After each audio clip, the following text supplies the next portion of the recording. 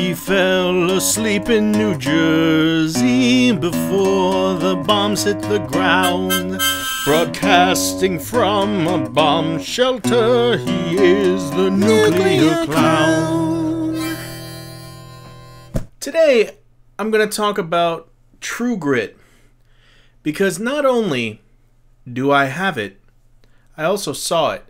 And I've been looking forward to this movie for a while. I've never really, I don't think I've ever seen a Western in the movie theater before. I cannot remember a Western I've seen in the movie theater. And I've never heard of the original before, and I haven't seen the original before. So please, if you have seen the original, and if I'm missing something that was in the original or whatever, I haven't seen the original yet. I want to, but that was then. This is now. True Grit. My spoiler-free review is as thus. I like True Grit. I thought True Grit was a good, solid movie. There were some things I can't even say that I didn't like about the movie, but I thought that maybe things that were not quite how I expected, or things that I thought would have maybe made not the story so much, but the characters a little bit more solid. But I'll get to that. But you're going to have to wait for my spoiler thing that I'm going to spoil.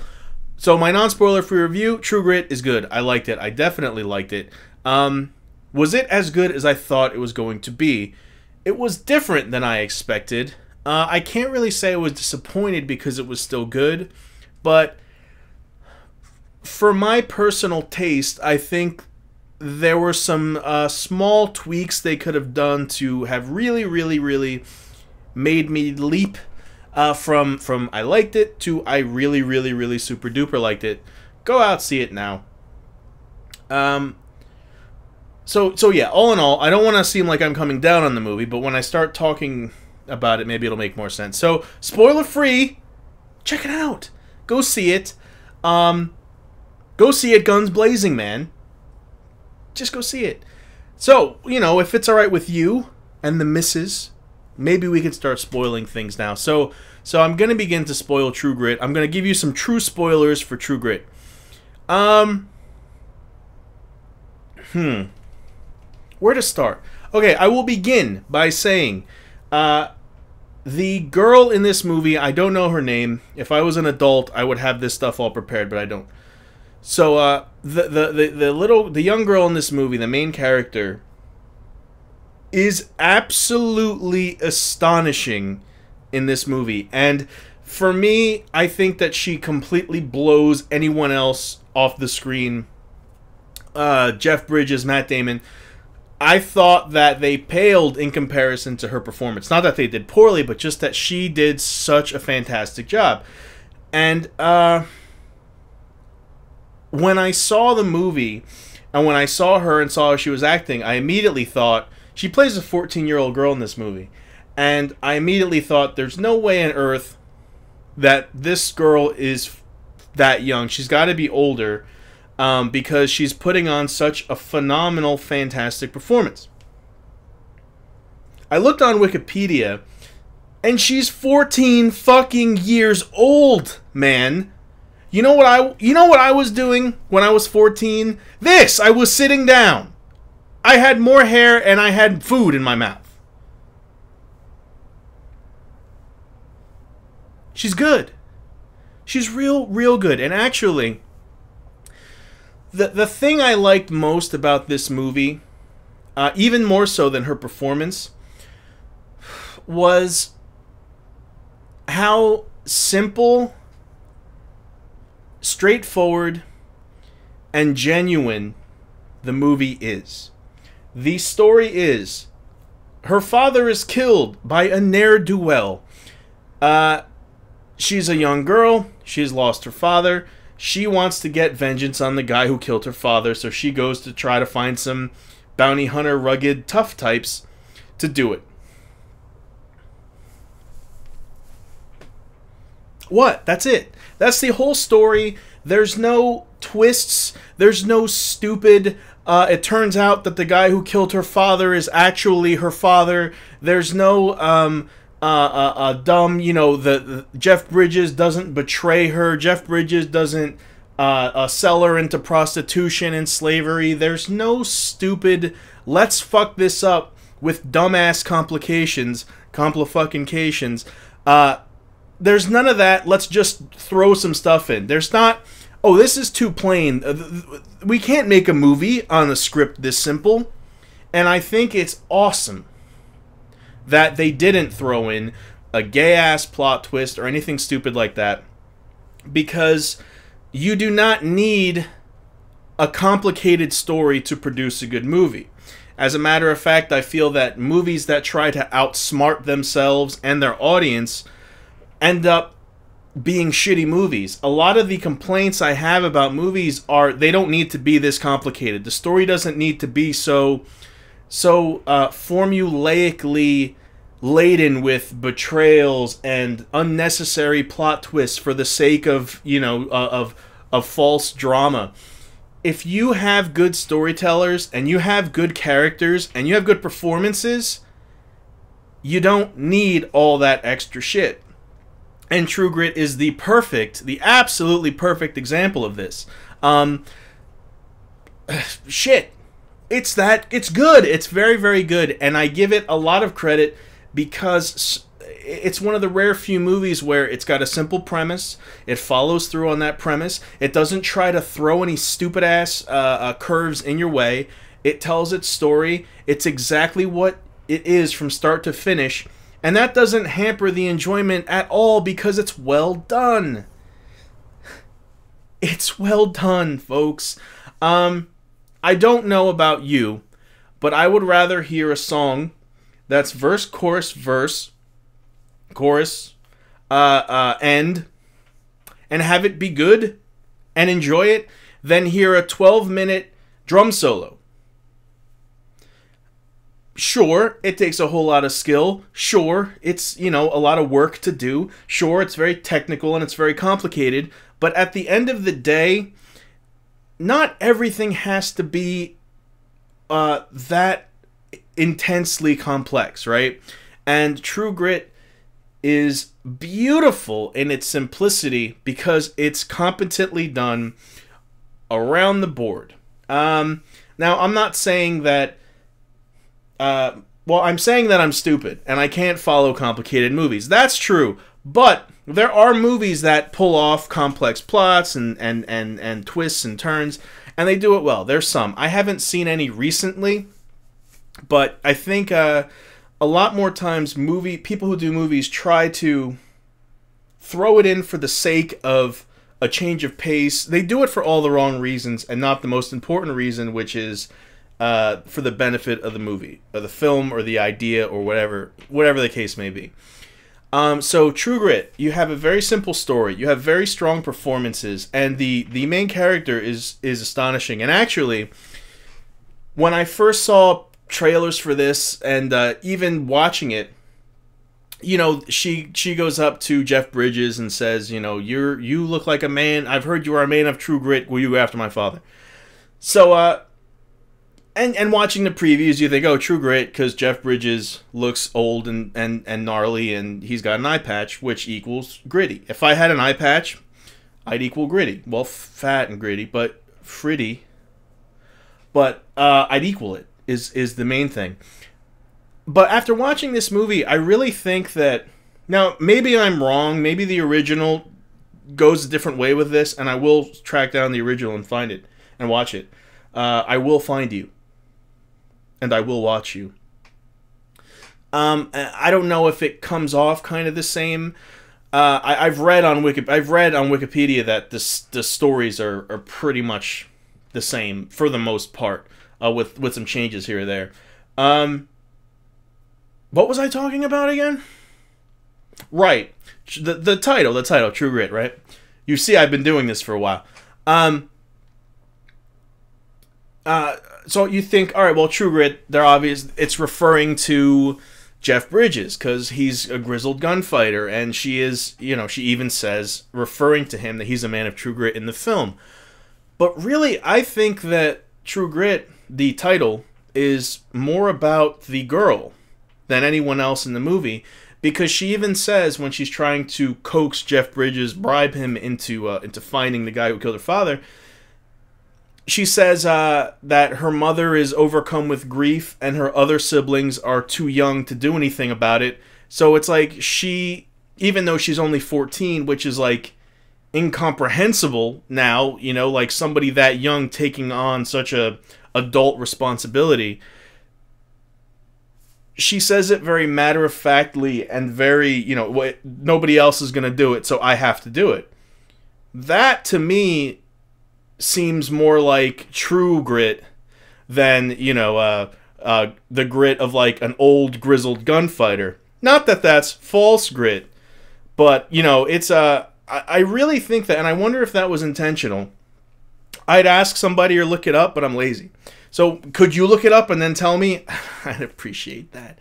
So I really do think that the actual true grit, sign language for true grit, the actual title of the movie is in reference to the girl who's doing this extremely adult, extremely difficult task of getting vengeance. Nobody's putting her up to it. She thought of it on her own. She's enacting this plan on her own. She's getting money to pay these men on her own. And that, to me, someone helpless like me who can't do anything, that is true grit. When you can go out in the world and make shit happen. Ruff the world's feathers. I guess. And, you know, Jeff, I don't want to make it sound like Jeff Bridges or Matt Damon were particularly bad in this movie. They both did a fine job. But the girl was... the main character just was awesome in this movie, and I would definitely like to see this movie again. And not because I didn't get it. You see, you don't need to do the plot twists and the turns and just these cliche story arcs in here. You don't need that to have an enjoyable movie. It's competently done. Well, actually, it's better than competently done. It's very strong all around. It's a strong movie. However, I did have one little who talks like that? Nobody talks like that. I did have one little problem with both Jeff Bridges' character and Matt Damon's character. I think they came off a little bit too comedic for my taste. And I know at the end of the day, at the end of the movie, they get their shit together and they're effective and they do what they came to do. But, you know, the whole movie, Matt Damon plays a Texas Ranger. And you know what they say, there's nothing in Texas but Texas Rangers.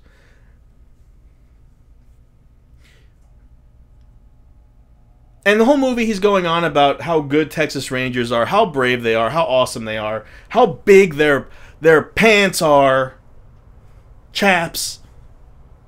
And he's just going on, and it's very funny because he's kind of like a I don't know.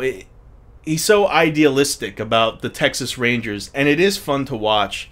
But you know, I'm sitting there and I'm like, oh man, but I bet when the time comes to get his shit together, he's a badass. He's gonna be good. He's gonna be good. And the first time there's any kind of trouble, Matt Damon, when you know he shows up and then he goes to fight those guys and they lasso him and drag him around on the horse, and then he gets shot, and then he's talking like this because his tongue's all fucked up. And I talk like that because my mouth is filled with mashed potatoes.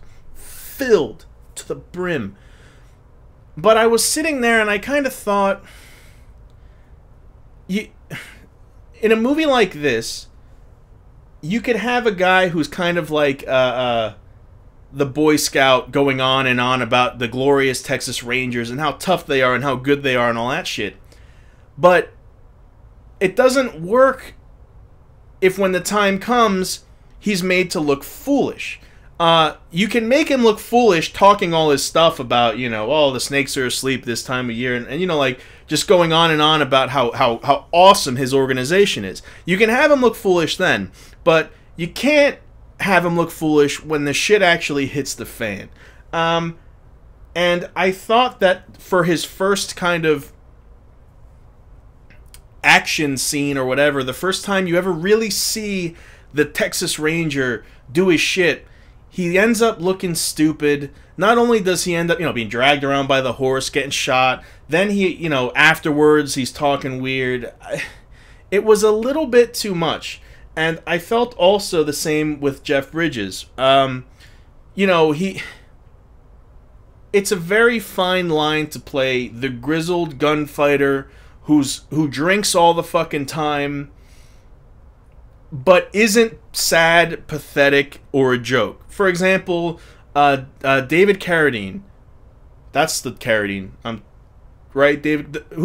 Whoever played Wild Bill in Deadwood nailed it, because he was, you know, like they're walking around in the hotel, and Wild Bill's sleeping on the floor outside in the hallway, and he's just laying there, and he's not like, you know, in a pool of his own piss and puke or whatever. That is, I don't know, it just, he pulled it off where he's older, he's a fan of the spirits, but he's not pathetic, and he still got it. He still, you wouldn't fuck with him. And Jeff Bridges, maybe it's how it was written, I don't really know. Like the part where they're riding and he's really, really, really drunk, and they're like shooting, throwing up bread and trying to outdo each other and shooting pieces of bread. And don't waste food. I'll eat that food. Motherfucker. And he goes to get off his horse and he falls off his horse. I mean, the moments like that, I guess you can do that. For example, in Conan. Alright, Conan. When he's partying because they got, you know, the original Conan, where he's partying and drinking because they've got the gems or whatever, and he's with that girl who looks, oh, she looks so gross. On a side note,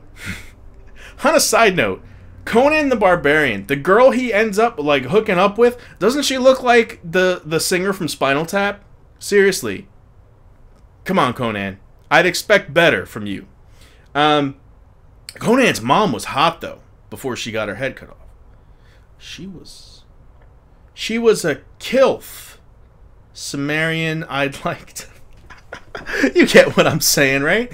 But anyway, like in Conan, you know, he's partying and he gets drunk and his head, you know, he falls face first in the oatmeal and stuff or whatever. Haha, big laughs. But Conan's been wrecking fucking house the entire movie. Conan's seriously kicking people's dicks off in this movie. So the one time he kind of lets his guard down and looks foolish, it's alright. You can forgive it. But True Grit, there's not a whole lot of action in this movie, and I'm not saying that like it's a bad thing, but when the shit really hits the fan and stuff really goes bad and guns are drawn, these characters have to be legit. They have to come off like badasses before you can kind of soften them with the comedy stuff and the talking like this and the falling off your horse because you're so drunk at 8 in the morning or whatever. That was kind of my only real problem with this movie. I think that if they would have kind of first, Matt Damon should have come off much stronger, I felt, the first time he actually had to pull a gun on someone. It's fine if he ends up losing and then he has to get saved by Jeff Bridges. That's fine. But I thought that the way they handled it, he was so easily dealt with. I mean, and they try to, I guess, have him save face when the girl's like, that was very brave, he drew on 4 men. Well, you kind of didn't have a choice. You know, but I don't know. I thought that was really the only thing that bothered me about this movie was that. And I think that if they would have tweaked it just a little bit, like been very, very subtle, because you can have your hardened tough guys show, I don't want to say a comedic face, but you can lighten up the movie here or there without making them look foolish. It's a very delicate balance, and I don't It's not laughable, you know. Like these guys don't come off like jokes or anything, but I think if they would have kind of held back on that a little more, it would have made the movie that much better. Being that there's not a whole lot of scenes where these guys show off how really kick-ass they are and how badass they are and how filled with grit they are. It's not true giggles. It's true grit. True griddles. True grizzles. My chisels. And one thing that I liked too, the guy they're after, Cheney, and it's Josh Brolin, and he's in the movie for about 5 minutes, which I thought was awesome. It reminded me very much of Apocalypse Now. The whole movie from beginning to end, really in both films, the whole movie from beginning to end, the story is, you know, in Apocalypse Now, they're finding this crazy army colonel and just hearing about him the whole time, and his specter kind of looms over the whole movie for the entire 8-9 hours that Apocalypse Now is. It should be Apocalypse. Wow, this is fucking long. But I thought that was great in Apocalypse Now. It's almost like you're filled with anticipation. They don't, you know, they show Colonel Kurtz in pictures and you know, letters that he sent his son, but you never fucking see him till the end. It hypes you up, you know. And True Grit does the same thing. It's, you know, Cheney, we're after Cheney, and they talk about him through the movie, and you don't see him up until the end. A very different effect, mind you, like where in Apocalypse Now, Colonel Kurtz, Marlon Brando's awesome in it, and you know, totally different characters, like, and I thought it was better that way, where you finally see Cheney, and he's just like a dumb thug. He's not a supervillain. He's not a fucking mastermind. He's a guy who got drunk, killed her father, and ran. And when you see him, that's exactly what you get. And I didn't have a problem with that at all. I thought, and also here's kind of another small problem I had, where they actually finally get to Cheney. They literally bump into him. Like, everybody parts ways. They have an argument. They say, we're never going to find Cheney here. He's long gone. Cheney's halfway to Judea by now. And then in the morning, the little girl wakes up, yawns, and he's like right across the street from her.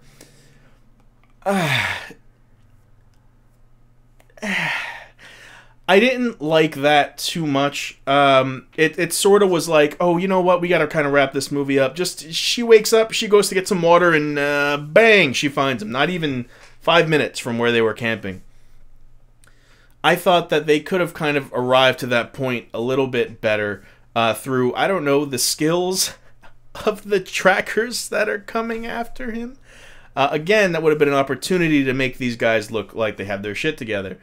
All in all, I really like True Grit. Don't get me wrong. I know I nitpick about stuff, but I liked it. I really did like it, and I probably will definitely see it again.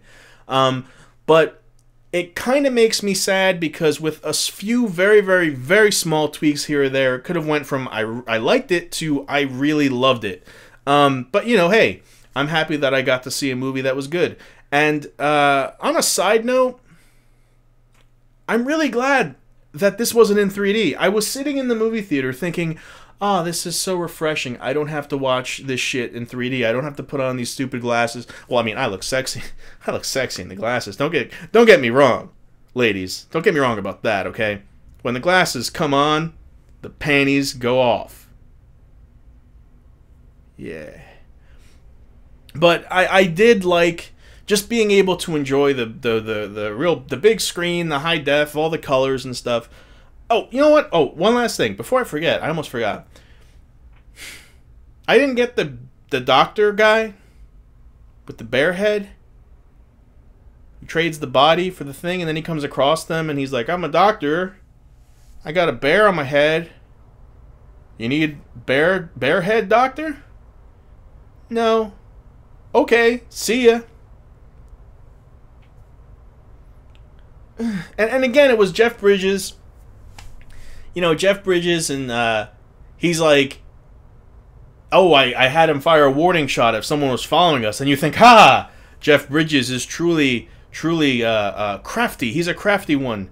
Yeah, definitely. And then, you know, the little girl's like, oh, well, who is it? And then Jeff Bridges says, oh, it's Matt Damon's character. He's following us, and it turns out not to be him. And again, when it counts, you need these guys to be on point. You need to establish that they're good.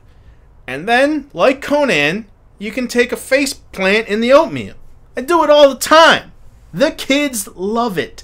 But you have to establish yourself as your badass first. And I don't think they did that. They did kind of seem a little bit like fuck-ups. And I know that wasn't the intention.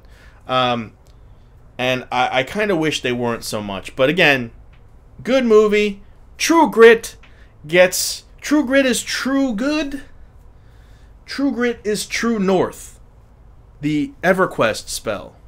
True north. Which doesn't make any... Oh, look, I'm facing north. Ooh, magic. Fuck EverQuest. But, you know, True Grit's good. But fuck EverQuest. Do you guys play EverQuest still? I don't know. It was hard.